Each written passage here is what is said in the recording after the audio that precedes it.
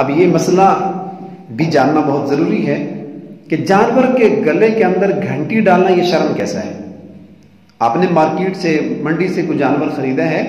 اس کے پہلے سے اس کے گلے کے اندر کوئی گھنٹی ڈلی ہوئی ہے، تو میرے دوستو دیکھ رہے ہیں جانور کے گلے میں گھنٹی جو لوگ ڈالتے ہیں نا، حضور علیہ الصلوۃ والسلام نے اسے منع فرمایا ہے، باقاعدہ حدیث ہے۔ آپ علیہ الصلوۃ والسلام نے فرمایا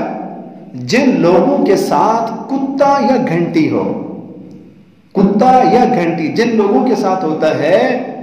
تو رحمت کے فرشتے ان کے ساتھ نہیں رہتے۔ کتنی بڑی وعید ہے، انسان کی کتنی بڑی بدبختی ہے کہ اللہ کے فرشتے بھی اسے گھن کھاتے ہیں، اللہ کے نورانی ملائکہ بھی اس سے نفرت کرتے ہوئے اس سے دور ہو جاتے ہیں۔ تو اس چھوٹی سے اس شوق میں،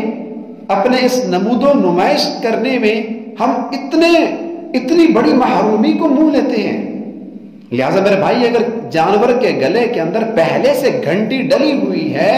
تو خدا را اس کو اتار دیں، کیونکہ یہ جو جانور ہے یہ آپ نے اللہ کی رحمت، اللہ کی محبت پانے کے لیے خریدا ہے، تو ایسا کام تو ہرگز نہ کیجیے نا جس سے انسان اللہ کی رحمت سے مزید دور ہو جائے، اور وہ بھی ایک گھنٹی کی وجہ سے۔ اللہ کی محبت کے سامنے، اللہ کی رحمت کے سامنے ایک گھنٹی کیا چیز ہے؟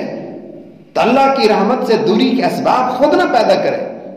اسی طرح آپ لوگ ناراض تو ہوں گے، لیکن یہ مسئلہ بیان کرنا بھی ضروری ہے کہ جانور کی نمود و نمائش کرنا، دوسروں کے جانور کو ہلکا، کمتر، گھٹیا ثابت کرنا، اور اپنے جانور کو اعلیٰ ثابت کر کے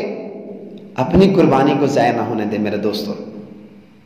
کیونکہ ہم نے قربانی کرنی ہے صرف اللہ کی خوشنودی پانے کے لیے۔ تو خامخواہ جانور کی تصویریں کھینچ کر فیس بک پہ ڈالنا،